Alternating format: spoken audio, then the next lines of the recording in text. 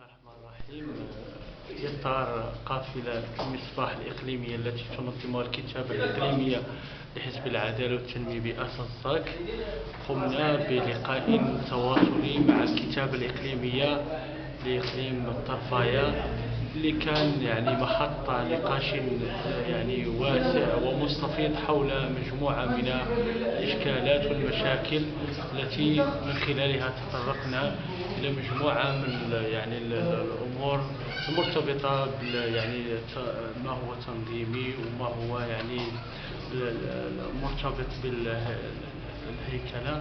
بالإضافة إلى ذلك كان لقاء مثمرا، بحيث أنه تعرفنا على مجموعة من الإخوان داخل الكتابة الإقليمية، وكان هناك مجموعة من التوصيات التي خلص إليها اللقاء كملتقى سنوي يكون على مستوى الصحراء الكبرى، يهم الجهات الثلاثة، الأقاليم الجنوبية.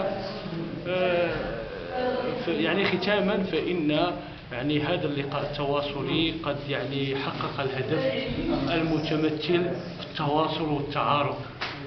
شكرا.